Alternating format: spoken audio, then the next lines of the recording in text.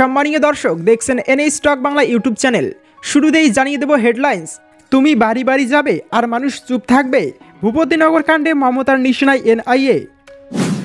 দিলীপকে হারানোর চক্রান্ত করছেন এই বিজেপি নেতা, ভোটের মুখে বোমা ফাটালেন তৃণমূলের কীর্তি আজাদ। বামেরা পারলেও ব্যর্থ বিজেপি, এখনও কেন মিলল না অভিষেকের প্রতিদ্বন্দ্বী। বুথে কেন্দ্রীয় বাহিনী আর বুথের বাইরে বিজেপির বাহিনী, বিজেপি বিধায়কের মন্তব্যে বিতর্ক। বিপ্লবে ইতি, লোক হাসিয়ে অভিষেকের বিরুদ্ধে শেষ পর্যন্ত দাঁড়ালেন না নওশাদ সিদ্দিকী। সংখ্যালঘুদের একাংশের সমর্থন সত্যি কি ভোট বাক্সে পাবে বিজেপি? জল্পনা তুঙ্গে। মমতাদি প্রতিষ্ঠিত নেত্রী, ব্যক্তিগত সম্পর্ক খারাপ হয়নি, বিস্ফোরক দিলীপ ঘোষ। শুনছিলেন হেডলাইন্স, এখন শুনবেন বিস্তারিত। তার আগে আপনি যদি আমাদের চ্যানেলে নতুন হয়ে থাকেন, অবশ্যই চ্যানেলটিকে সাবস্ক্রাইব করে পাশের বেল বাটনটি অন করে রাখবেন প্রতিদিনের বাছাই করা বিশেষ বিশেষ খবর সবার আগে দেখার জন্য। তুমি বাড়ি বাড়ি যাবে আর মানুষ চুপ থাকবে, ভূপতিনগর কাণ্ডে মমতার নিশানায় এনআইএ।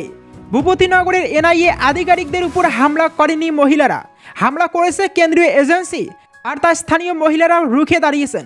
দক্ষিণ দিনাজপুরের তপনের সভা থেকে এমনই দাবি মমতা বন্দ্যোপাধ্যায়ের। মমতা বলেন, হামলাটা কে করেছে? মেয়েরা করেনি, করেছে এনআইএ। গদ্দার জানে হারবে, তাই লোকের বাড়ি গিয়ে গিয়ে কোথায় একটা চকলেট বোম ফেটেছিল 2022 সালে। যদি মহিলাদের বাড়ি গিয়ে গ্রামে গিয়ে অত্যাচার করে, মহিলারা কি করবে? শাঁকা পলা পরে মাথায় ওড়না দিয়ে বসে থাকবে? মহিলারা তাদের ইজ্জত সম্মান রক্ষা করবে না? তুমি রাতের বেলায় ঢুকে যাবে বাড়ি বাড়ি? তৃণমূলের সব এজেন্টকে গ্রেপ্তার করতে হবে। নির্বাচন কমিশনের ভূমিকা নিয়ে প্রশ্ন তুলে মমতা বন্দ্যোপাধ্যায় বলেন, আমরা পক্ষপাত দুষ্ট নির্বাচন কমিশন চাই না, আমরা চাই কমিশন নিজেদের মতো করে কাজ করুক। বিজেপি ইলেকশন কমিশন চাই না। যত দোষ রাজ্যের বেলায়। ভূপতিনগরের ভাইরাল হওয়া ভিডিওতে দেখা গিয়েছে কেন্দ্রীয় এজেন্সির পথ রুখে রয়েছেন স্থানীয় মহিলারা। তাদের হাতে বাঁশ, লাঠি সোটা। রণংদেহী হামলাকারীদের আক্রমণ, এনআইএ আধিকারিকরা জখম হয়েছেন বলেই দাবি। এই হামলা স্বতঃস্ফূর্ত বলেই এক্স হ্যান্ডেলে দাবি করেন তৃণমূল নেতা কুণাল ঘোষ। রাজনৈতিক উদ্দেশ্যে এজেন্সিকে কাজে লাগানো হচ্ছে বলেও অভিযোগ করেন তিনি। তৃণমূল সুপ্রিমো মমতা বন্দ্যোপাধ্যায় যেন তার দাবিতেই সিলমোহর দিলেন। যদিও এই ঘটনা নিয়ে চলছে তীব্র রাজনৈতিক কাটাছেঁড়া। সিপিএম নেতা সুজন চক্রবর্তীর দাবি, তদন্তে ভয় পাওয়ার তৃণমূলের অভ্যাস, তাই হামলা। বিজেপি নেতা সুকান্ত মজুমদারও এই ঘটনার প্রতিবাদে জোরালো সওয়াল করেন। তার অভিযোগ, বাংলাকে অশান্তির আখড়ায় পরিণত করার চেষ্টা করছে রাজ্যের শাসক শিবির। দিলীপকে হারানোর চক্রান্ত করছেন এই বিজেপি নেতা। ভোটের মুখে বোমা ফাটালেন তৃণমূলের কীর্তি আজাদ। মেদিনীপুর ছেড়ে এবার বর্ধমান দুর্গাপুর কেন্দ্রে দিলীপ ঘোষকে টিকিট দিয়েছে বিজেপি। এই কেন্দ্রে আবার তারকা প্রার্থী দিয়েছে তৃণমূল। টিম ইন্ডিয়ার প্রাক্তন ক্রিকেটার কীর্তি আজাদকে এই আসন থেকে দাঁড় করিয়েছে জোড়াফুল শিবির। এবার সেই কীর্তি ভোটের মুখে এক বিস্ফোরক দাবি করলেন। টিম শুভেন্দু দিলীপকে হারাবেন বলে মন্তব্য করেন তিনি। রোজ সকালে প্রাতঃভ্রমণে বেরোন বিজেপি প্রার্থী দিলীপ ঘোষ, তবে এদিন দেখা গেল সকালে হাঁটতে বেরিয়েছেন কীর্তি। পাণ্ডবেশ্বরের তৃণমূল বিধায়ক তথা দলের জেলা সভাপতি নরেন্দ্রনাথ চক্রবর্তীর সঙ্গে শনিবার সকালে প্রাতঃভ্রমণে বেরিয়েছেন তিনি। এরপরেই তিনি এক বিস্ফোরক দাবি করে বসেন। তবে শুধু দাবি নয়, তার কাছে প্রমাণ আছে বলেও জানান জোড়াফুল প্রার্থী। কীর্তি বলেন, টিম শুভেন্দু অধিকারী বর্ধমান দুর্গাপুরের বিজেপি প্রার্থী দিলীপ ঘোষকে হারিয়ে দেবে। এই বিষয়ে আমার কাছে অনেক তথ্য রয়েছে, সময় হলে সবটা প্রকাশ্যে আনব। তৃণমূল নেতার সংযোজন দিলীপ ঘোষ এই ব্যাপারে জানেন, সেই কারণে 7 সমুদ্র পার করে উনি আন্দামানে চলে গিয়েছেন। কীর্তির মন্তব্যের পাল্টা দিয়েছেন দিলীপও। বিজেপি নেতা বলেন, তৃণমূল কংগ্রেস ওনাকে এমন ফাঁসিয়েছে যে উনি আর সেখান থেকে বেরোতে পারছেন না। রেজাল্ট বেরোলে বুঝতে পারবেন যে কঠিন ফাঁদে পা দিয়েছেন।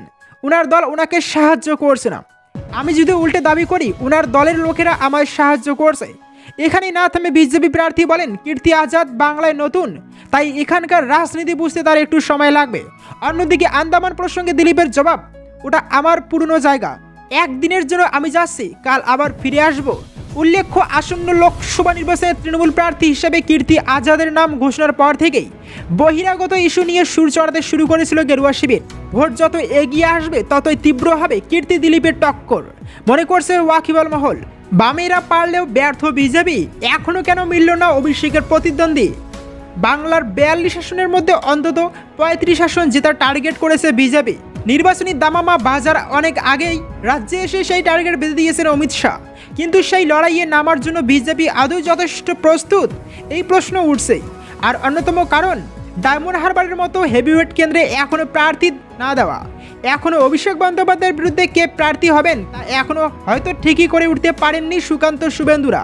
সেই কারণে বাকি সব দল প্রার্থীর নাম ঘোষণা করলেও পদ্মশিবির হাত গুটিয়ে বসে এই পরিস্থিতিতে সাংসদ বাড়ানোর স্বপ্ন দেখা বিজেপির সমালোচনা করছেন অনেকেই। 24 লোকসভা নির্বাচনে এখনও পর্যন্ত রাজ্যের 42 আসনের জন্য 3 দফায় প্রার্থীদের নাম ঘোষণা করেছে তারা। তারপরও বাদ রয়েছে 2 কেন্দ্র, ডায়মন্ড হারবার ও আসানসোল। আসানসোলে অবশ্য প্রার্থী বদলের বিষয় আছে। সেখানকার ঘোষিত প্রার্থী পবন সিং লোকসভা নির্বাচনের লড়াই থেকে পিছু হটায় নতুন প্রার্থী খুঁজতে হবে গেরুয়া শিবিরকে। সেদিক থেকে বলা যায় একেবারেই তারা হাত ছোঁয়াতে পারেননি ডায়মন্ড হারবার কেন্দ্রে। এই কেন্দ্রের সম্ভাব্য প্রার্থী হিসেবে বেশ কিছু নাম থাকলেও এখনও চূড়ান্ত সিলমোহর পড়েনি। প্রথম কয়েকদিন অভিষেকের বিরুদ্ধে বিজেপি মহিলা মোর্চার অন্যতম মুখ তথা বিধায়ক অগ্নিমিত্রা পালের নাম শোনা গিয়েছিল, কিন্তু অগ্নিমিত্রাকে মেদিনীপুরের প্রার্থী করেছে বিজেপি। তারপর থেকে ডায়মন্ড হারবারের হাওয়াই গেরুয়া শিবিরের প্রার্থী হিসেবে বিজেপির কিছুটা পুরনো সৈনিক অভিনেতা রুদ্রনীল ঘোষ ও সদ্য যোগদান করার তরুণ নেতা কৌস্তব বাগচির নাম শোনা যাচ্ছে। কিন্তু অন্তিমত দিল্লির লড়াইয়ে অভিষেককে বেকায়দায় ফেলতে পদ্মপ্রার্থী কে হচ্ছেন তা কি জানেন দলের নির্বাচন কমিটির সদস্যরাও? অবশ্য প্রার্থী ঘোষণা নিয়ে দলের কেউ বিশেষ মুখ খুলতে রাজি নন। দিলীপ ঘোষের বক্তব্য প্রার্থী ঘোষণা সংক্রান্ত বিষয়ে দলের সিদ্ধান্ত দল নেতৃত্ব যখন ভালো বুঝবেন দেখবেন, এ বিষয়ে আমার কিছু বলার নেই। বুথে কেন্দ্রীয় বাহিনী আর বুথের বাইরে বিজেপির বাহিনী, বিজেপি বিধায়কের মন্তব্যে বিতর্ক। রাজ্যের মুখ্যমন্ত্রী মমতা বন্দ্যোপাধ্যায়কে নিয়ে কটু কথা বলে বিতর্কে জড়িয়েছিলেন বিজেপি বিধায়ক দিলীপ ঘোষ। নির্বাচন কমিশন সতর্ক করেছিল তাকে। এবার বিজেপি বিধায়কের একটি মন্তব্যে তুমুল বিতর্ক বাঁকুড়া জেলার ওন্দা এলাকায়। বিধায়কের মন্তব্যের করার সমালোচনা করা হয়েছে তৃণমূলের তরফে। বিজেপি বিধায়কের কথায় এবারে লোকসভা নির্বাচনে বুথে থাকবে কেন্দ্রীয় বাহিনী আর বুথের বাইরে থাকবে বিজেপির বাহিনী। বিজেপি বিধায়কের এই মন্তব্যে শুরু হয়েছে তুমুল বিতর্ক। অবাধ ও শান্তিপূর্ণভাবে লোকসভা নির্বাচন সংগঠিত করতে তৎপর হয়েছে নির্বাচন কমিশন। তার মাঝেই বিজেপি বিধায়কের মন্তব্যে তৈরি হয়েছে বিতর্ক। বৃহস্পতিবার সন্ধ্যায় বিষ্ণুপুর লোকসভার ওন্দা বিধানসভার দুবরাকোণে দলীয় প্রার্থীর সমর্থনে পথসভায় উপস্থিত ছিলেন বিজেপি বিধায়ক অমরনাথ শাখা। সেই সভায় বিজেপি বিধায়ক দলীয় কর্মীদের উদ্দেশ্যে বলেন, ভোটের সময় বুথের পাহারায় থাকবে কেন্দ্রীয় বাহিনী আর বুথের বাইরে থাকবে বিজেপির বাহিনী। বিজেপির এই বাহিনী তৃণমূলের ভোট লুট, ভোট সন্ত্রাস আটকাবে বলে বক্তব্যের সমর্থনে এমন দাবি করেন বিজেপি বিধায়ক অমরনাথ শাখা। সভা থেকে হুঁশিয়ারি সুর ওন্দার বিজেপি বিধায়ক তথা বিষ্ণুপুর সাংগঠনিক জেলা সভাপতি অমরনাথ শাখার। যদিও বেফাস মন্তব্য, বিতর্কিত মন্তব্য, বিরোধীদের কুরুচিকর কথা বলে বারে বারে শিরোনামে এসেছেন ওন্দার বিজেপি বিধায়ক অমরনাথ শাখা। বিপ্লবে ইতি, লোক হাসিয়ে অভিষেকের বিরুদ্ধে শেষ পর্যন্ত দাঁড়ালেন না নওশাদ। রাজ্য তথা দেশ জুড়ে রাজনৈতিক ময়দানে অনেককে দেখা যায় যারা বড় বড় কথা বলার পরেও সেখান থেকে পিছিয়ে গিয়েছেন। এক কথায় যাকে বলে লোক হাসানো। যে তালিকায় সর্বশেষ সংযোজন ভাঙড়ের আইএসএফ বিধায়ক নওশাদ সিদ্দিকী। বহুবার যিনি ডায়মন্ড হারবারে দাঁড়িয়ে তৃণমূল সাংসদ অভিষেক বন্দ্যোপাধ্যায়কে হারিয়ে দেওয়ার হুঙ্কার দিয়েছিলেন, এখন দেখা গেল সেখান থেকে 180 ডিগ্রি ঘুরে গিয়েছেন তিনি। ঘটনা হলো বৃহস্পতিবার ডায়মন্ড হারবার সহ 5টি লোকসভা কেন্দ্রের প্রার্থীর নাম ঘোষণা করেছে আইএসএফ। তাতে দেখা যাচ্ছে ডায়মন্ড হারবারে লড়ছেন না নওশাদ। এদিন ফুরফুরা শরীফ থেকে সাংবাদিক বৈঠক করে যে 5টি লোকসভা কেন্দ্রে দলীয় প্রার্থীদের নাম ঘোষণা করেছেন আইএসএফ নেতৃত্ব, তাতে দেখা যাচ্ছে ডায়মন্ড হারবার থেকে লড়ছেন মজনু লস্কর।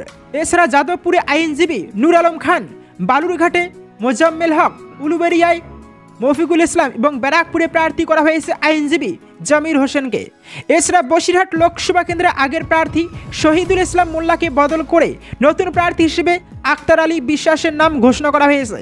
এর পাশাপাশি ভগবানগোলা বিধানসভার উপনির্বাচনে আইএসএফের টিকিটে লড়বেন মুর্শিদ আলম। সব মিলিয়ে 13টি লোকসভা কেন্দ্রে প্রার্থী ঘোষণা করল আইএসএফ। ডায়মন্ড হারবারে তিনি প্রতিদ্বন্দ্বিতা করে অভিষেক বন্দ্যোপাধ্যায়কে হারিয়ে দেবেন বলে বহুবার দাবি করেছেন নওশাদ সিদ্দিকী। শুধুমাত্র সেই কারণেই এখনও পর্যন্ত ডায়মন্ড হারবার লোকসভা কেন্দ্রের সিপিএম প্রার্থীর নাম ঘোষণা করেনি। কারণ নওশাদ যদি ডায়মন্ড হারবার কেন্দ্র থেকে দাঁড়াতেন তাহলে তাকে সমর্থন করত বামেদের পাশাপাশি কংগ্রেসও। কিন্তু দেখা গেল শেষ মুহূর্তে রণে ভঙ্গ দিয়েছেন ভাঙড়ের বিধায়ক। যদিও আইএসএফ নেতৃত্বের দাবি নওশাদ যদি সেখানে দাঁড়াতেন তাহলে একটি জায়গায় তিনি আটকে যেতেন, তখন রাজ্য জুড়ে দলীয় প্রার্থীদের হয়ে প্রচার করতে পারতেন না তিনি। সেই কারণে নওশাদকে কোনো লোকসভা কেন্দ্রেই প্রার্থী করা হয়নি বলে আইএসএফ নেতৃত্ব বৃহস্পতিবার দাবি করেছেন। তবে সেই দাবিকে হাস্যকর বলে উড়িয়ে দিচ্ছে বাম ও কংগ্রেস। রাজনৈতিক মহল মনে করছে বড় ব্যবধানে হেরে যাওয়ার ভয়ে শেষ পর্যন্ত পিছু হটলেন নওশাদ। কিন্তু সেটাই যদি হবে তাহলে এতদিন ধরে এভাবে বাজার গরম করার কথা কেন বলে গিয়েছেন তিনি? নাকি এই সিদ্ধান্তের পিছনে অন্য কোনো কারণ রয়েছে? তবে কি আগামী দিনে রাজ্য রাজনীতিতে নতুন কোনো সমীকরণ দেখা যাবে? এই চর্চা শুরু হয়েছে রাজ্য জুড়ে। তবে যাই হোক না কেন, নওশাদ যেভাবে লোক হাসালেন তাতে তার যে অনেকটাই ফেস লস হলো সেটা আর বলার অপেক্ষা রাখে না। সংখ্যালঘুদের একাংশের সমর্থন সত্যি কি ভোট বাক্সে পাবে বিজেপি? জল্পনা তুঙ্গে। বিজেপি বহুদিন ধরে দাবি করছে তাদের নীতি সবকা সাথ সবকা বিশ্বাস এর সুবল পাচ্ছেন সমাজের প্রত্যেক স্তরের মানুষ। তাই কেন্দ্রের উন্নয়নের জোয়ার দেখে সংখ্যালঘু সম্প্রদায়ের একাংশ পর্যন্ত এখন বিজেপিকে বিশ্বাস করে ভোট দিচ্ছেন বলে গেরুয়া শিবিরের দাবি। শুক্রবার ফের সেই দাবি করলেন শুভেন্দু অধিকারী। এদিন সংখ্যালঘু অধ্যুষিত চাপড়া বিধানসভা কেন্দ্রে এক জনসভায় 250 সংখ্যালঘু সম্প্রদায়ের মানুষ বিজেপিতে যোগদান করেন, যে ঘটনার যথেষ্ট রাজনৈতিক তাৎপর্যপূর্ণ আছে বলে মনে করা হচ্ছে। বিজেপির দাবি শুধু চাপড়া নয়, রাজ্য জুড়ে সংখ্যালঘু সম্প্রদায়ের একাংশ তাদের উপর ভরসা রাখতে শুরু করেছেন। যথারীতি চাপড়ায় সংখ্যালঘুদের বিজেপিতে যোগদান নিয়ে উচ্ছ্বসিত শুভেন্দু বলেছেন, সংখ্যালঘুদের ভুল বুঝিয়ে ভোট জিতেছেন মমতা বন্দ্যোপাধ্যায়। সিএ নিয়ে মিথ্যা কথা বলছেন তিনি।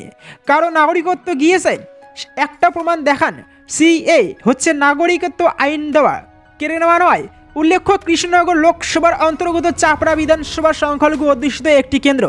সেখানে এদিন শুভেন্দুর সভা ঘিরে সাধারণ মানুষের উচ্ছ্বাস উদ্দীপনা ছিল চোখে পড়ার মতো।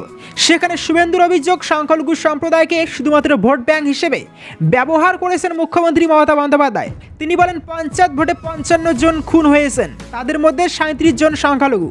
সংখ্যালঘুদের ভোট ব্যাংক হিসেবে ব্যবহার করে তৃণমূল কংগ্রেস। তাই তৃণমূল যে বিভ্রান্তি ছড়াচ্ছে সেটা আজ সংখ্যালঘু সম্প্রদায়ের মানুষ বুঝে গিয়েছেন। সেই কারণে আজ রোজা রেখেও 250 জন সংখ্যালঘু সম্প্রদায়ের মানুষ বিজেপিতে যোগদান করেছেন। স্বাভাবিকভাবেই প্রশ্ন উঠছে, তবে কি 24-এর নির্বাচনে পশ্চিমবঙ্গের সংখ্যালঘু সম্প্রদায়ের একাংশের সমর্থন ভোট ব্যাংকে পাবে বিজেপি? সত্যি কি তারা গেরুয়া শিবিরকে বিশ্বাস করতে শুরু করেছেন? তবে এখনই সেটা ধরে নেওয়া ঠিক হবে না।